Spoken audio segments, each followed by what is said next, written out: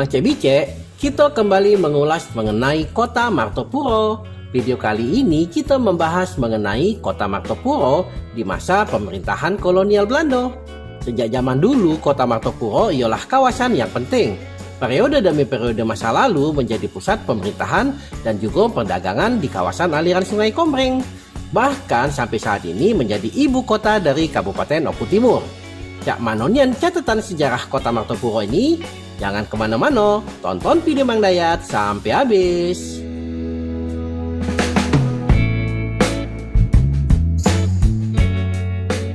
Assalamualaikum warahmatullahi wabarakatuh. Ketemu Mang Dayat di channelnya Wong Palembang. Mohon dukung Mang Dayat untuk terus ngangkat dakwah, sejarah, budaya, dan wisata kota Palembang dengan mensubscribe dan klik tanda loncengnya. Terima kasih. Bahwa sebetulnya Martapura ini adalah ibu kota marga. Jolah yang dihibahkan kepada perkantoran Pemkab Oku Timur itu milik tanah milik marga ex marga Pakuseng Kunyit.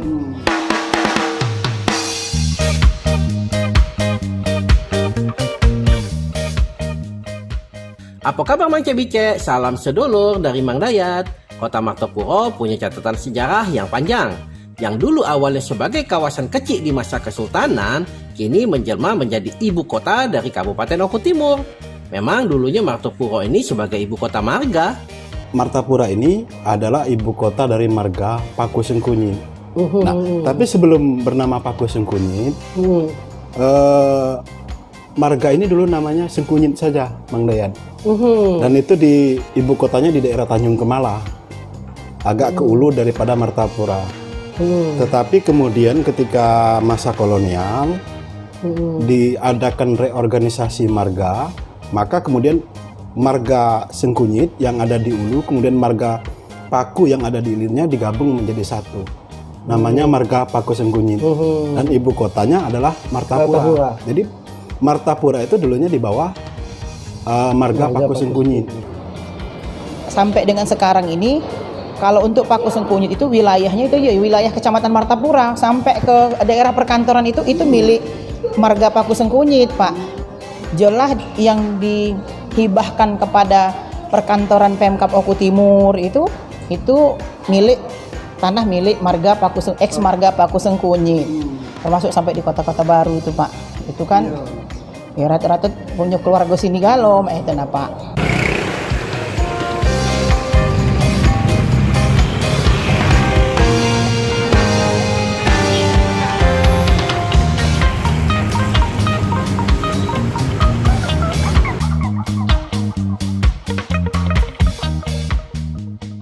Pada masa Kesultanan Palembang, pemerintahan di uluan negeri Palembang adalah wilayah di bawah pemerintah marga.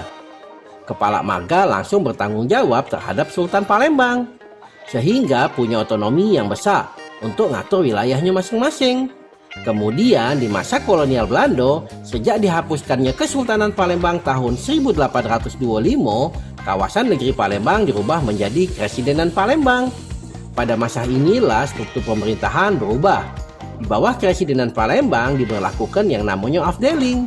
Kemudian di bawah Afdeling dinamakan Onder Afdeling. Khusus untuk Komering, daerah Komering, ini ada dua Onder Afdeling. Onder Afdeling Komering Ulu, yang ada di bagian Ulu, Mang Dayat, ibu kotanya Martapura. Dan Komering Ilir itu khusus wilayah setelah Sungai Komering.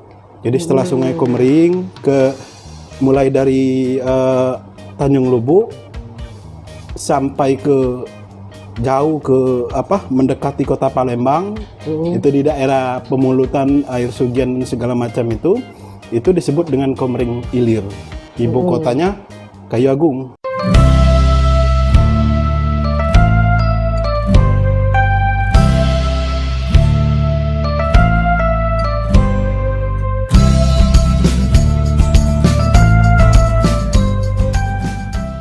Saat ini, pembagian wilayah kabupaten sebagian besar adalah bekas wilayah Onder Afdeling.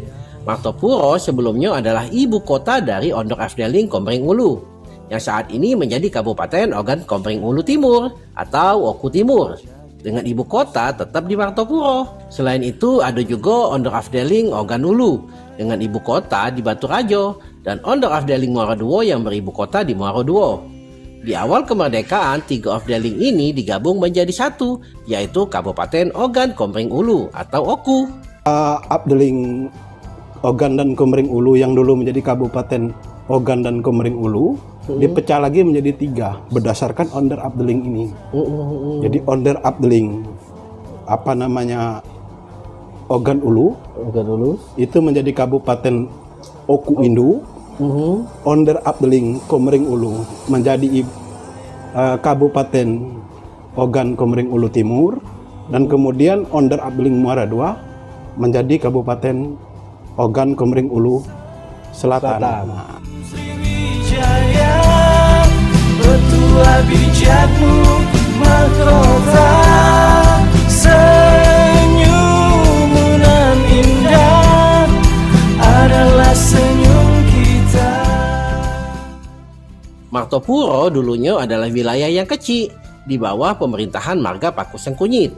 Awalnya Marga Paku dan Marga Sengkunyit. Namun pada tahun 1860 terjadi reorganisasi yang menggabungkan Marga Paku dan Sengkunyit. Hal inilah titik awal dari berkembangnya kota Martopuro. Dari sebuah wilayah yang kecil, Mang Layat dan pemirsa sekalian, ibu kota Marga kemudian berkembang menjadi kota besar. Pertama, menurut saya ada 2 faktor utama. Pertama, faktor utama adalah adanya keperluan politik di Onderafdeling. Yang kedua, adanya faktor kemajuan dagang yang ada di Onderafdeling Komering Ulu pada waktu itu. Jadi secara politis misalnya, dulu yang Martapura ini sebagai ibu kota Marga Paku Sengkunyit itu hanya terdiri dari kantor Pesira dan kemudian Balai Marga dan termasuk Sesat Marga. Tapi ketika dia menjadi ibu kota Afdeling Komering Ulu, maka secara tidak langsung kantor-kantor juga bertambah. Nah, ini sebagai daerah Onderafdeling, dia kepala Onderafdeling. Jadi kontroler Komering Ulu itu berpusat di Martapura. Jadi kantor kontroler itu ada di Martapura. Seluruh administrasi Ya, seluruh administrasi di situ. Jadi semua marga yang ada di Komering Ulu, mulai dari Gunung Batu sampai dengan Lengkiti dan Lengkayap, itu seluruhnya kembali ke administrasinya kembali ke Martapura. Tidak kita bayangkan seperti sekarang ini, Mang Dayat. Kalau sekarang ini misalnya kalau kabupaten cukup lengkap, Mang Dayat. Secara kantor pemerintahan cukup lengkap karena berbagai dinas sekarang yang ada. Iya. Tapi kalau di masa kolonial Belanda, mungkin pemirsa perlu ketahui, Onderafdeling itu hanya dipegang oleh 3 pejabat. Belanda itu? Iya, pejabat Belanda. Pertama kontrolir, yang kedua kantor mantri polisi namanya Mang Dayat, yang ketiga kantor mantri pajak. Jadi cukup 3 orang ini yang memegang administrasi di Onderafdeling. Senyum Sriwijaya, petua bijakmu mahkota. Ternyata memang berbeda nian kondisi pemerintahan di masa kolonial Belanda dengan saat ini. Wilayah setingkat kabupaten hanya dipegang oleh 3 dinas, yaitu controller, kepolisian, dan juga perpajakan. Namun hal ini bisa dikatakan wajar karena masih adanya pemerintahan marga yang wilayah-wilayahnya dijalankan oleh Pesira. Sama halnya dengan Mantri Kepolisian cuma ngurus kasus-kasus besar. Kalau kasus kecil umumnya selesai di pengadilan marga. Nah, itu juga dengan pajak. Mantri pajak mengumpulkan pajak dari marga-marga yang kemudian disetorkan ke Residenan Palembang. Dikarenakan keadanya kantor-kantor controller dan juga mantri, akhirnya Martopuro menjadi tempat tujuan marga-marga di sepanjang suku Komering dalam mengurus segala administrasi. Secara otomatis buat Martopuro jadi kota yang berkembang. Berkembangnya Martopuro tidak cuma sampai di sini, namun pada tahun 1900-an terjadi 2 faktor lagi yang mempercepat berkembangnya kota Martopuro. Dan kemudian itu perkembangan yang tidak kalah besar juga abad ke-20 karena dua faktor lagi, Bang Dayat, ada runtutan dari itu ya. Pertama, kemajuan ekonomi. Jadi di Onder Abdeling Komering Ulu, beberapa marga itu muncul pergantian komoditas untuk perdagangan. Jadi kalau sebelumnya rata-rata di Onder Abdeling atau di marga-marga Onder Abdeling Komering Ulu itu kebanyakan menanam komoditas buah-buahan. Oh, Ya, salah satunya durian, duku dulu ya. Durian, ya durian, duku ini. Kemudian selain itu ada tanaman-tanaman komoditas awal yang berkembang baik di masa Sriwijaya maupun di Kesultanan Palembang. Misalnya rempah-rempah. Oh iya. Termasuk lada gitu.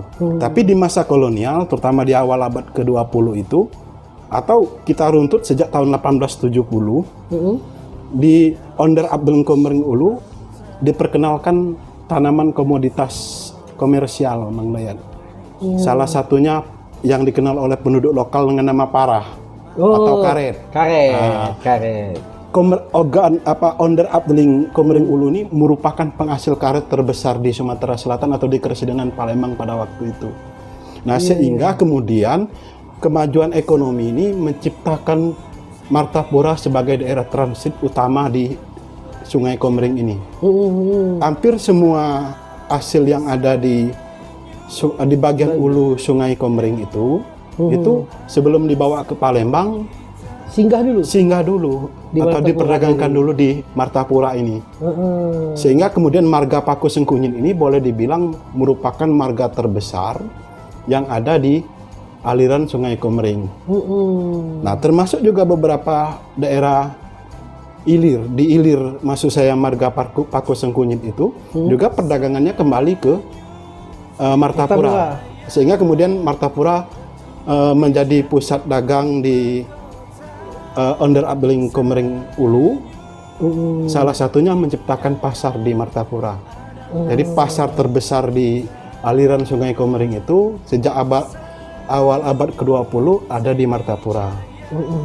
Nah, kemudian yang menyebabkan Martapura ini juga maju adalah mulai diciptakannya jalinan darat di daerah pedalaman Keresidenan Palembang. Dibangun jalan.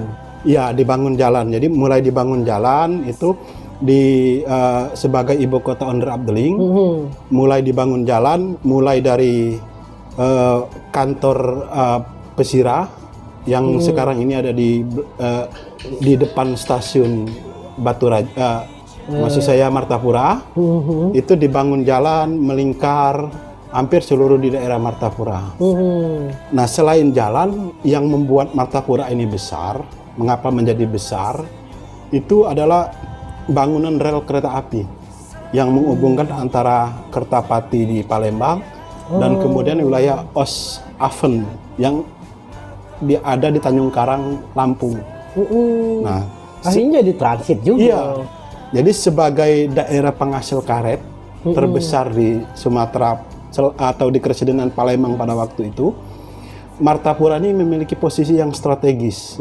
Jadi untuk orang pergi ke Lampung misalnya, itu salah satu pusat pemberhentian terbesar ada di Martapura atau di stasiun Martapura. Nah, selain itu juga untuk mengangkut beras yang dihasilkan dari misalnya marga Belitang.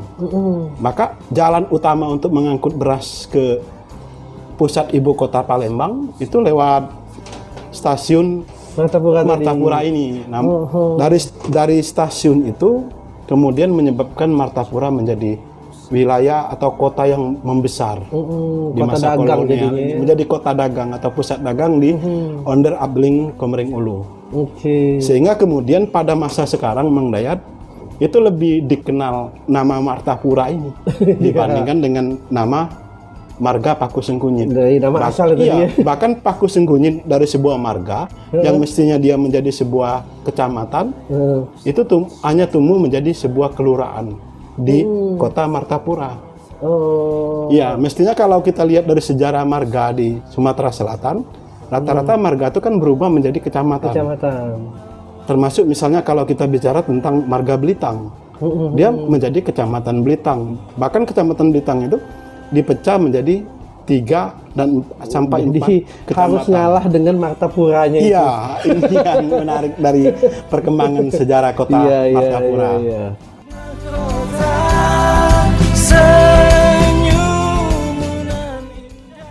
Demikianlah video Mang Dayat.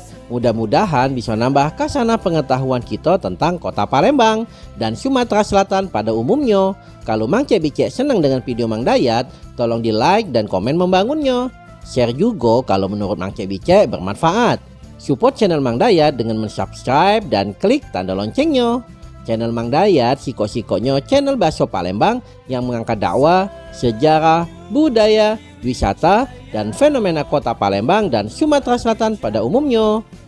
Kalau ada yang kurang berkenan baik dari narasi ataupun video, Mang Dayat mohon maaf. Kepada Allah Mang Dayat mohon ampun. Wassalamualaikum warahmatullahi wabarakatuh.